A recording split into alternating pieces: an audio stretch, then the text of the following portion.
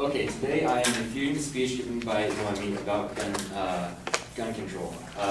Her main claim was that the fact that guns are legally available for citizens' use allows for violent actions that involve gunfire to occur. And her secondary supporting claims were as follows. The first was many deaths occur due to careless adults who own guns. The second was that criminals can obtain guns legally to use for committing crimes, and the third was that semi-automatic weapons are not safe in civilian hands because they belong with soldiers in war zones.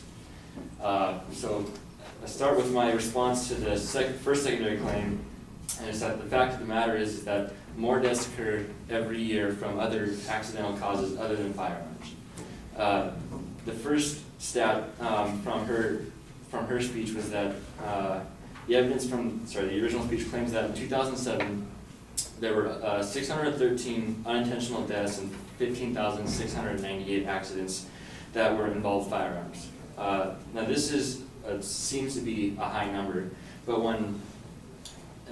the trend for these numbers is that they go down every year, which is which you can find at the Bureau of Justice Statistics, their website, and their information is there. These numbers, in 2007 it was 613, and the number currently is just over 600, so every year it goes down minimally, but it still goes down. With these numbers, we can look at the other causes of death, unintentional death. From the Center for Disease Control and Prevention, it is shown that from the year 2010, there were 27,483 deaths from unintentional falls and just over 36,280 deaths from poisoning, getting people just unintentional poisonings. And when you compare those two, the 613 number kind of diminishes itself. Compared to the 63,000 deaths from falls and poisoning, the attention, it almost seems that it should be, there are other better places to put the attention to. So on to the second point.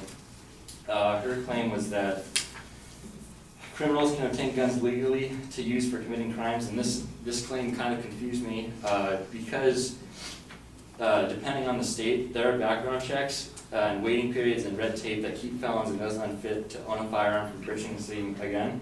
And with that, it just kind of, the evidence that she gave, it was more statistics about how many guns that the United States has and the homicide rates, and the criminals that can obtain guns, the claim could have been worded differently to go for people to be pointed at civilians rather than criminals or towards felons.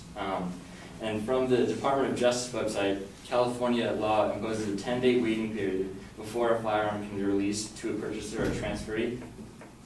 And then from the smartgunlaws.com, and their organization is the Law Center to Prevent Gun Violence, they state that federal law requires a federally licensed firearms dealer to initiate a background check on the purchaser prior to the sale of a firearm.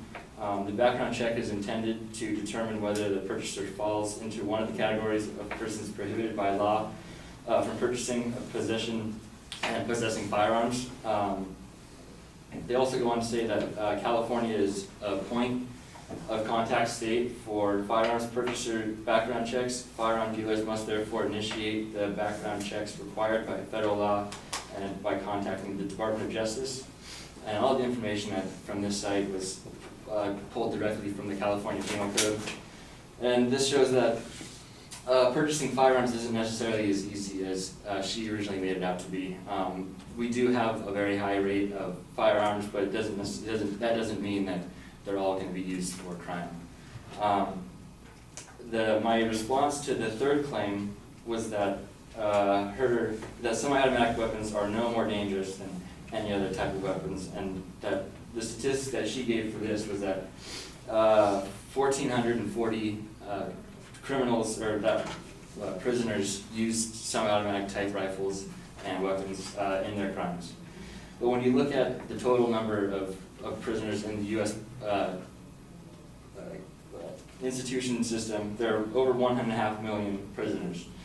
And when you look, go through and you look at the rate of people that use these assault rifles towards the total number of prisoners, you can see that there's less than 0.1% of criminals use assault rifles, the semi-automatic assault rifles. And just kind of, she also gave one case of semi-automatic weapons, and it just kind of didn't seem adequate enough to prove her claim. And for these reasons, gun regulation's current level is, in my opinion, sufficient. Thank you.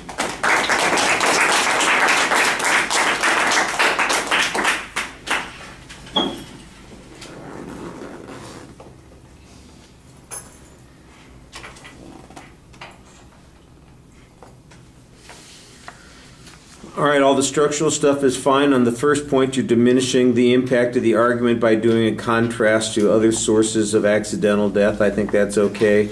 I do think that we also ought to get something about based on the rate of ownership. So, for instance, if we get 600 deaths a year as a result of accidents, and what's the number of... Where are you? There you are. Well, no, you don't have to apologize. You just disappeared behind 3 people's heads. How dare they have heads?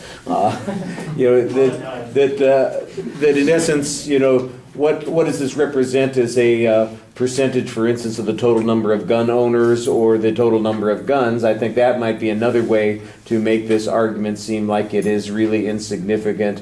You can contrast it to, you mentioned the falls kind of thing. Nobody goes and,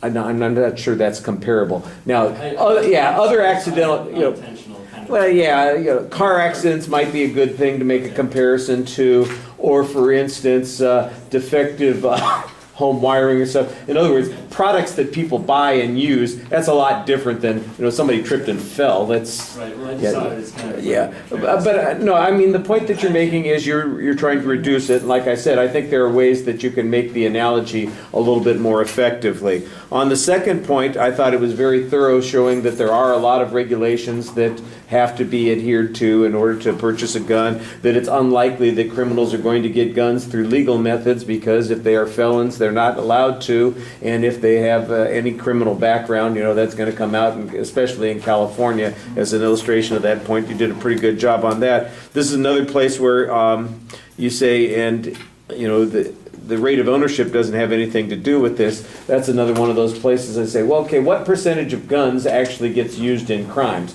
And another one of those comparisons, if we have 50 million guns and 125,000 of them are used in crimes annually, that's still a pretty small percentage of the legal owners who are involved in any of this. I think that would be another way to diminish it. So I think the argument that you made is a good one. I'm just pointing out that there are some other ways that you could, pound in another nail, as they say, to try and make that argument. The last argument, you do a little bit of that, and I thought that was, the right idea. I just thought, well, why did you wait until just the semi-automatic weapon argument to make that particular comparison?